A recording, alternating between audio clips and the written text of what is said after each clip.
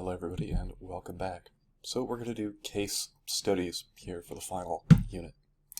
What are we trying to do? So I've got 4 of the worst environmental disasters ever, 4 good case studies, topics to know, and I decided I would make myself do these kind of the way that all of you would have to do your case studies, right? So you guys have a 5 to 10 minute timer. You have to do it in one take, right? So I'm going to make myself do the same thing, because why would I ask you to do something that I won't do? So the 10 minutes, to be clear, starts after all of this, because y'all don't have to do objectives and intro and sections, right? I'm going to take some coffee, and in a minute we'll do it, and I'll do these all in one take as well, so you might get some weird stuff in the background. That helps. Okay, 4 sections. We do Dust Bowl, Love Canal, Deepwater Horizon, and Fukushima. These are in chronological order moving forward. First thing is the Dust Bowl. I'll just give you a second here because I can't put in a pause point to take a look at the image, right? So being in the desert, we've experienced dust storms, right? To be clear, the dust storms we're going to look at are far worse than anything you have ever experienced in the desert. And they have far fewer resources to be able to deal with it. Okay, so let's get into it. Alright, so we have talked about our precipitation map, right?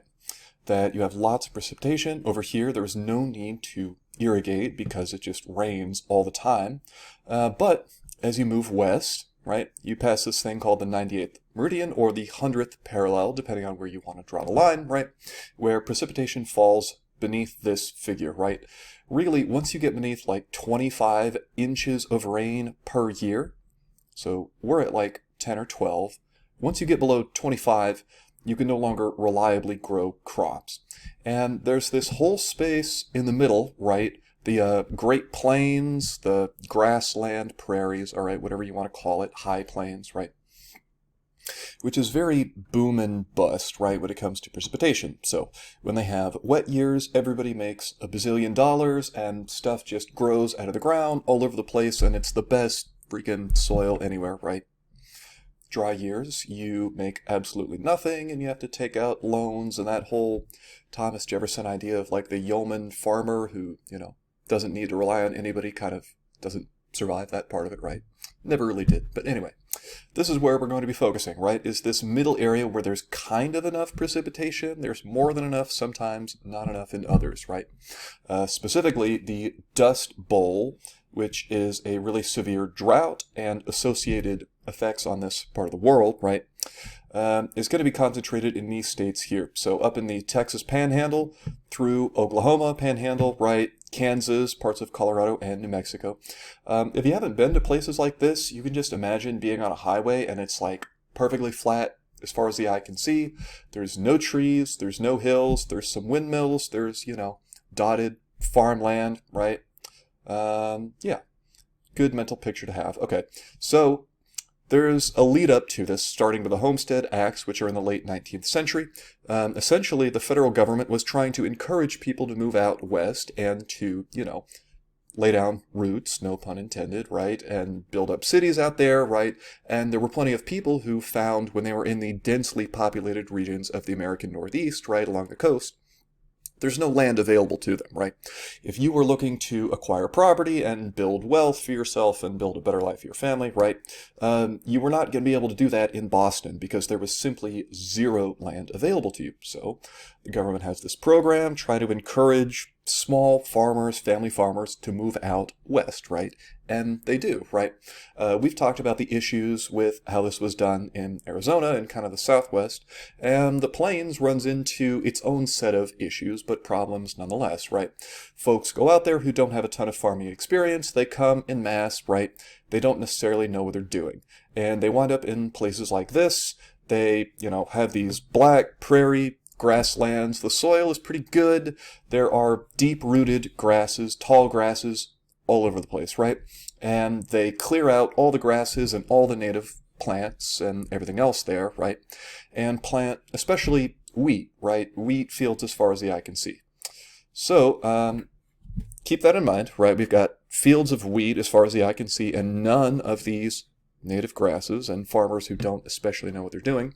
And we've got wind speeds, right? So there's no mountains to block the flow of air here. It's essentially flat as far as the eye can see, and you kind of get crisscrossing winds from everywhere. There's no ocean to help stabilize, so you get really, really high winds. In the 1920s, right, this was an El Nino year, right?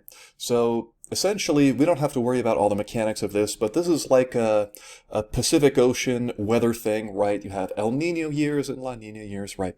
And essentially, in this case, through the 1920s, it led to boom years, right? We have tons of precipitation in that Great Plains region. Plenty of water, people are growing crops, they have all of this new technology, right? So this is 1920s and 30s, where people were essentially putting, gasoline engines into tractors, combine harvesters, which are able to harvest seeds, mechanized plowing, right? Which are able to essentially expand farming on a mass scale. You were able to plow an incredible amount of land, and more deeply than ever before, and essentially work the soil up to where you were dislodging a lot of it, right? So instead of being compacted in place, you are bringing up stuff from the roots, right? And there's plenty of rain, people are expanding using these, and it works really, really well, right? So here we have something that's able to plow an entire field, right? Until the rain runs out, right? And, up until like 1930, people really believe, right? The rain followed the plow, right? That by plowing the land that, God would essentially bless them with more rain because they were fulfilling his mission and going out and conquering the untamed wilderness. That's not my word. That's really what they believe, right? And starting in about 1930, you have a drought. Not just for 1 year or 2 years, but a drought that essentially goes on and on and on. Up to about 8 years in total, right? And all of that soil and stuff that had been knocked loose, right? Was just free to blow around, right, in those crazy winds that you have in the high plains, right? So all of those native grasses, right, that lock this top fertile layer of soil, the top soil in place, the really good stuff that's really, rich and good for growing crops, right? All of these things, the native plants and grasses which were in place, knocked out, replaced with wheat, that then doesn't grow whenever there's no rain, right? And then all of this soil, all this top soil for millions, hundreds of millions of acres, is just left to blow free in the wind, right? And so you have these impossibly huge dust storms. This is not a limitation of the photography at the time, all right? This is because it was so dusty, you literally could not see more than this. I mean, dust storms so bad that people's cars wouldn't start, so bad that they got pneumonia and died from it. People would be afraid to shake hands with each other because the static charge would be too much, right? And it leads to this mass migration of people, right? So you have millions of people who leave those Dust Bowl states, right? Texas Panhandle, Oklahoma, Kansas, that whole Great Plains area. Many of them go west to Southern California. We'll look at that. Thousands of them die from pneumonia and many more from other causes related to being in poverty. Something like 75% of all the topsoil in the entire region is eroded, weathered, blown away in a dust storm, not held into place. Something like hundreds of millions of tons of soil is depleted per storm, and you have tens of millions of acres that are left unfarmable during the drought, which lasts a full 8 years, right? So people didn't necessarily stay to die. Most of them left, right? A lot of them, the Okies, right, from Oklahoma, which was hit especially hard, go west to California. If you've ever heard of that book, The Grapes of Wrath, that's what it's about. One of the other impacts much later, decades later and all the way up till today, is people start using better farming techniques in response, right? So they're rotating crops, not just wheat, but putting other stuff. They'll do what's called strip farming, where, okay, here's a row of wheat, and next to it we're going to plant a row of something else that's really good ecologically and helps keep soil in place, and then another row of wheat, and then, okay. Much smarter, much more sustainable, right? They'll plant these things called cover crops, so not just, in this case, we got corn, right?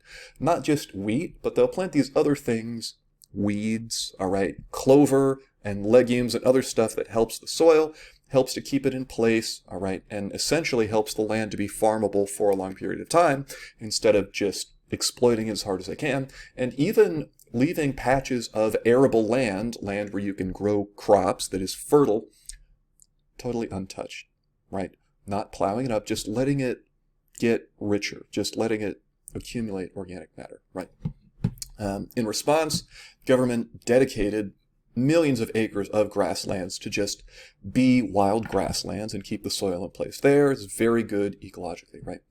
And the people there began using aquifers to a much greater extent. So instead of relying on the rain, which is unpredictable, they start pumping water out of the ground, though this kind of leads into where the state of the issue is today, because this has its own issues, right?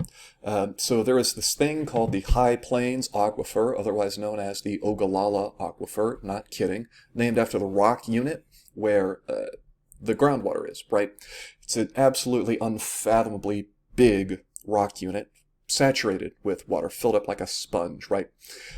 Folks have been taking water out of this for a long time, and despite the shift to all those sustainable practices, despite the government preserving grasslands, the issue kind of remains to this day.